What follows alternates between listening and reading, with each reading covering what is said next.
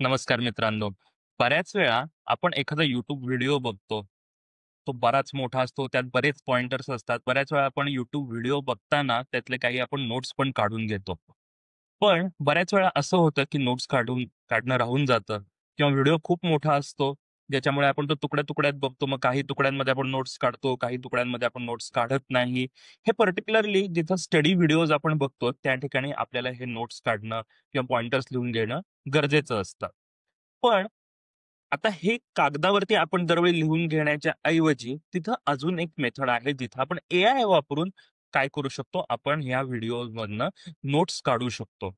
तर आता माझ्याकडं एक इथं हा व्हिडिओ ओपन आहे, ज्याच्यामध्ये आर्टिफिशियल इंटेलिजन्स फॉर एव्हरीवन हा अँड्र्यू एनजी नावाच्या माणसाचा जवळपास 1 तास 41 मिनिटाचा व्हिडिओ आहे. सो आता या व्हिडिओच्या मला नोट्स जर काढायच्या असतील, तर मी काय करू शकतो?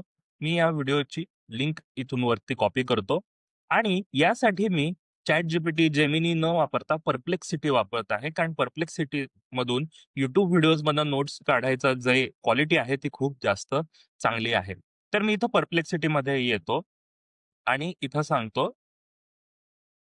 इथं मी लिहितो, "this is the link of A video on" आधी मी लिंक कॉपी करून पेस्ट करतो इथं. So this is the link of the video on आणि मी ह्याचं टायटल इथं आता कॉपी करतो आणि पेस्ट करतो. युअर जॉब आता मी खाली त्याला टास्क देतोय त्याचं काय-काय करायचे असतील आणि इथं मी आता ते आर-टी-एफ जे फॉर्मॅट आहे किंवा रेस फॉर्मॅट जो आहे तो मी इथं वापरणार आहे. जर तुम्ही आर-टी-एफ किंवा रेस फॉर्मॅटचा व्हिडिओ बघितला नसेल, तर तो आपल्या चॅनेलवरती अवेलेबल आहे. लिंक आपल्या व्हिडिओवरती तुम्हाला मिळेल.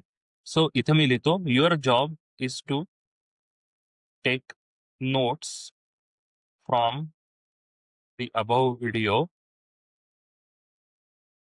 Ensure the notes are comprehensive and can be used later on for study. Do not miss out important points. Write the notes in simple to understand language."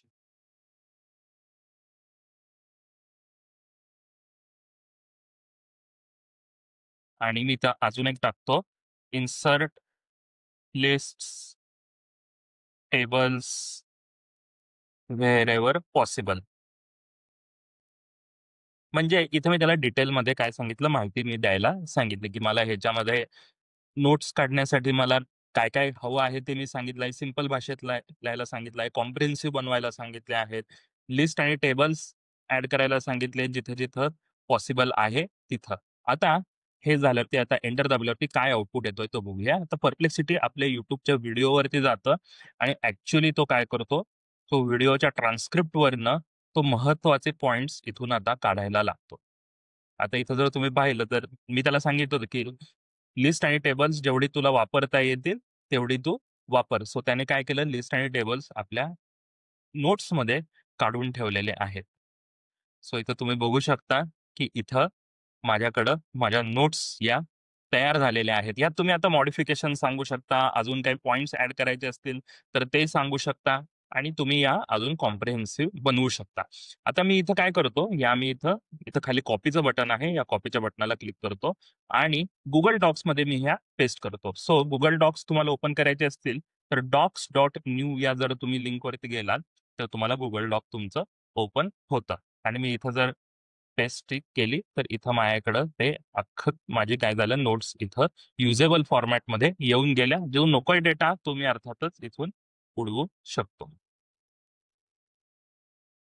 So तिथून मी ते माहिती काढून टाकली, जी मला नको होती नको होती. आता इथं एक इश्यू काय येतो, फक्त डॉक्समध्ये टाकल्यावरती बऱ्याच वेळा टेबल्सच्या बॉर्डर्स येत नाही. तर त्यावेळी फक्त आपल्याला काय करायचं, हे टेबल आपल्याला सिलेक्ट करायचं आहे आणि इथं टेबल ऑप्शन्स ज्या आहेत त्याच्यामध्ये बॉर्डर विड्थ जी आहे ती 0 पिक्सल असते ऑटोमॅटिकली. ती आपण 1 पॉइंट केली, तर ती काय होते, आपोआप आपल्या टेबल व्यवस्थित या ठिकाणी येऊन जातं.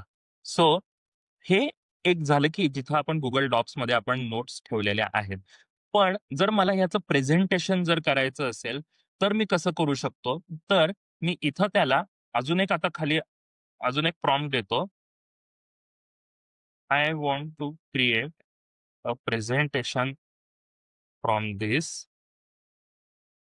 So create slides in such a way that each slide is separated by dash dash dash. प्रत्येक स्लाइडला डॅश डॅश डॅशने सेपरेट कर असं मी सांगितलं आहे. म्हणजे काय होईल थोडक्यात प्रत्येक स्लाइड नंतर अशी एक लाईन येईल. ही लाईन का महत्वाची आहे हे आपल्याला पुढच्या स्टेपमध्ये कळेल, जिथं आपण ऍक्च्युली एखादं प्रेझेंटेशन बनवण्याचं एआय टूल आपण वापरणार आहोत, तिथं ते आपल्याला कळेल. सो मी काय सांगितलं, प्रत्येक स्लाइड काय कर, सेपरेट आउट कर डॅश डॅश डॅशने. आणि इथं मी अजून टाकू शकतो त्याला, की प्रत्येक स्लाइडवर मला किती पॉइंट पाहिजेत. Add max 4 points on each slide. जर मला अजून असे काही कन्स्ट्रेंट टाकायचे असतील तर मी टाकू शकतो. मला हा 4 पॉइंटचा कन्स्ट्रेंट आता या ठिकाणी नकोय.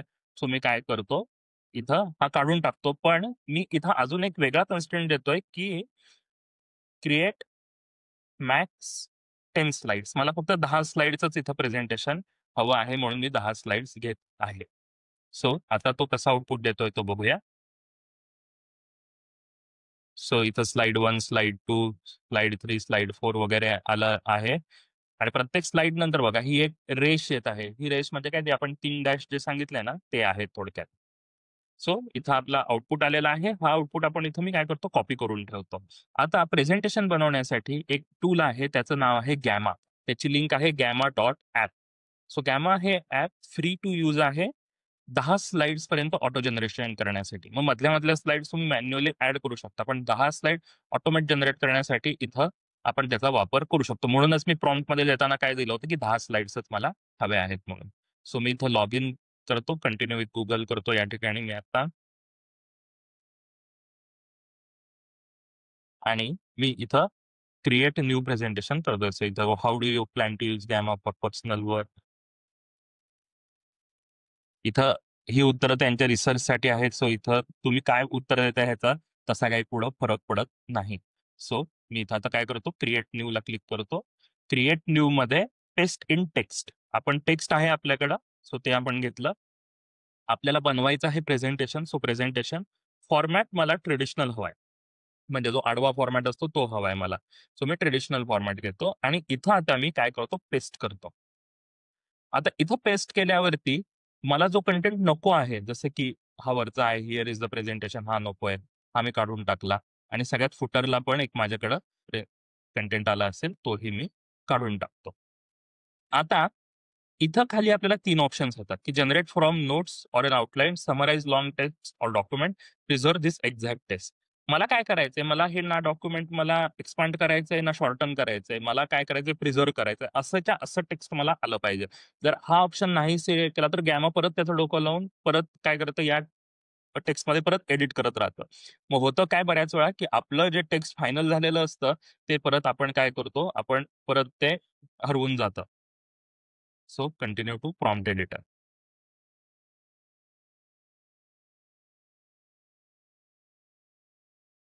आता या ठिकाणी माझ्या स्लाइड्स बनलेल्या आहेत आणि बघा जिथं डॅश डॅश डॅश आपण टाकलेले होते, तिथं बरोबर ती स्लाइड काय झाली, ब्रेक झालेली आहे.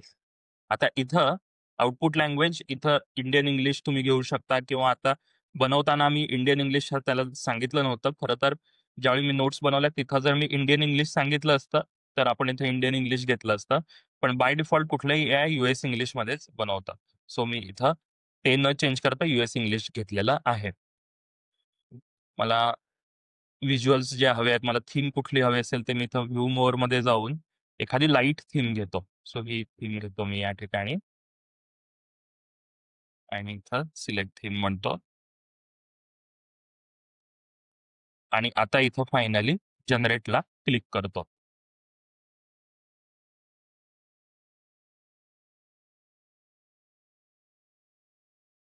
आता जनरेटला क्लिक केल्यावरती आपलं जे नोट्स ज्या आपल्या इनिशियल डॉक्युमेंट फॉर्मॅटमध्ये होत्या त्या मी आता इथं माझं काय झालंय, आता त्या माझ्या प्रेझेंटेशन फॉर्मॅटमध्ये आलेल्या आहेत.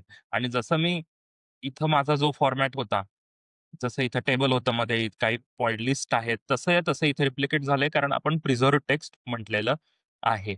सो जे आपण परप्लेक्सिटी वापरून जे आपण बनवलं होतं टेक्स्ट, जे आपण स्लाइड्स बनवल्या होत्या, त्याचं आता माझं काय झालं आहे, प्रेझेंटेशन रूपामध्ये इथं काय झालेलं आहे, कन्व्हर्जन झालेलं आहे.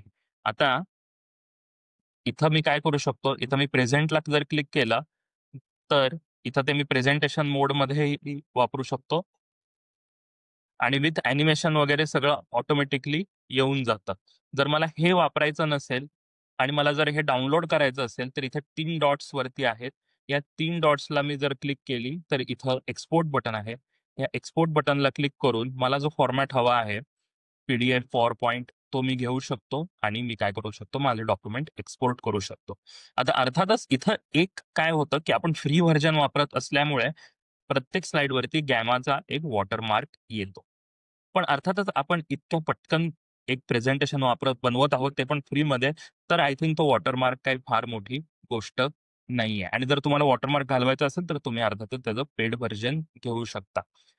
तर मित्रांनो, आपण या व्हिडिओमध्ये काय केलं, तर माझा एक जो मोठा YouTubeचा व्हिडिओ होता, त्या व्हिडिओवरनं पहिल्यांदा तर मी त्याला सांगितलं, की मला नोट्स बनवून हव्या, की ज्याचा मी नंतर स्टडीसाठी वापर करू शकतो.